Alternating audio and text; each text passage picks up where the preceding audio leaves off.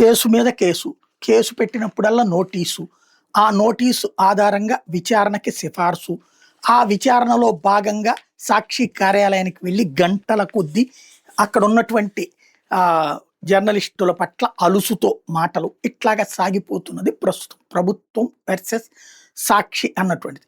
అయితే సాక్షి కూడా తగ్గుతున్నట్లేదు. దూకుడుగానే ముందుకు వెళ్ళాలనుకుంటున్నట్టుంది. నిన్న ఏదైతే బస్సు ప్రమాదం, కర్నూలు బస్సు ప్రమాదానికి సంబంధించి మొలకల చెరువు దగ్గర ఒక ఏది దాన్నేమంటారు బెల్ట్ షాప్‌లో తాగారంటూ బెల్ట్ షాప్‌కి సంబంధించిన ఫోటోను ఒకటి వేసింది సాక్షి. అబ్బెబ్బే లేదు.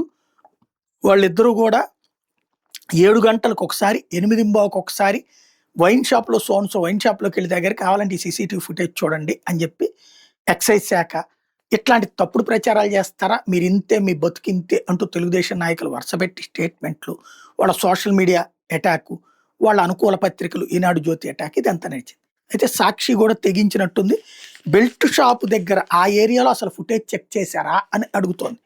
సరే, మీరు 2 వైన్ షాపుల దగ్గర కొన్నది పెట్టారు కరెక్టే.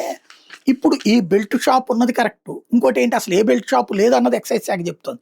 బెల్ట్ షాప్ సందుకు ఒకటి ఉందన్నటువంటిది ఆంధ్రజ్యోతి రాసిన కథనాల్లోనే చెప్తున్నట్టు. ఇట్లాంటి సిచ్యుయేషన్ ఒకటి పక్కన పెడితే, రెండవది ఇక్కడ బెల్ట్ షాప్ ఇప్పుడు చూపెట్టబడినటువంటి బెల్ట్ షాపు ఈ 2 రోజుల నుంచి మూసేశారు. బాగుంది.